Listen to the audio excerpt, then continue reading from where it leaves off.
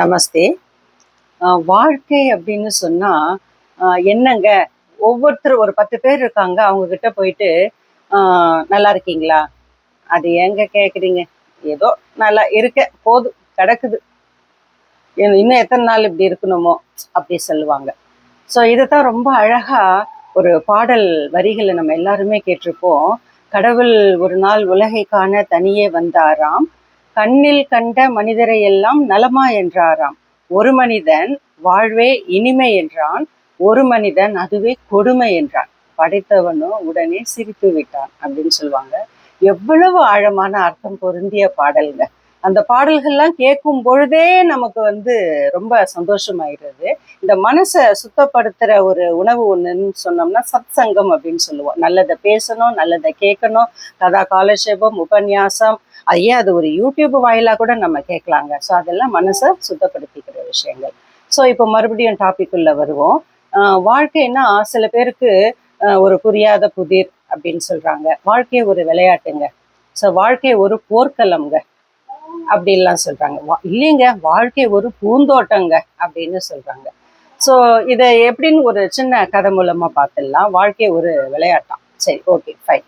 இப்போ ஒரு மனிதர் என்ன பண்றாரு, அப்படி அந்த தெரு வழியா சாலையில நடந்து போயிட்டு இருக்கும் பொழுது அந்த மைதானத்துல நிறைய பேரு கலர்ஃபுல் பால்ஸ், பல வண்ண நிறங்கள்ல பால் வச்சுக்கிட்டு ஒருத்தர் மேல ஒருத்தர் வீசி எறிந்து விளையாடிட்டு இருக்கிறத பாக்குறாரு. இவர் கொஞ்சம் டெம்ட் ஆகுறாரு. அவர் அந்த விளையாட்டுல பங்கு எடுத்துக்கணும்னு நினைக்கிறாரு.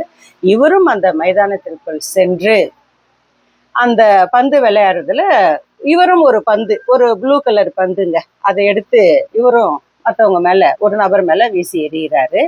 இவர் அந்த ப்ளூ கலர் பந்தை எடுத்து அடுத்தவர் மேல வீசி எரிந்ததுதான் தாமதங்க.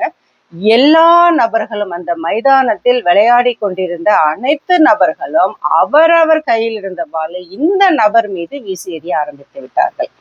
இவருக்கு ஒண்ணுமே புரியல. இப்ப இத மாணவர்கள்கிட்ட நான் கேட்பேன், இங்க என்ன நடக்குது அப்படின்னு சொல்லிட்டு. ஒரு 30 பேர் 40 பேர் இருக்கிற அந்த வகுப்புல கேட்கும் பொழுது கண்டிப்பா ஒருத்தர் 2 பேர் விடை சொல்லிடுவாங்க, சரியான விடையை சொல்லிடுவாங்க. ரொம்ப ஹாப்பியா இருக்கும். அந்த குழந்தைக்கு எவ்வளவு ஒரு விழிப்புணர்வு, எவ்வளவு ஒரு திங்கிங் கெப்பாசிட்டி இருக்கு பாரு அப்படின்னு நான் ரொம்ப அசந்து போயிடுவேன். ஸோ இப்போ இந்த இடத்துல ஏன் அந்த நபர் மேல அதாவது பாலை வீசி எறிகிறாங்க?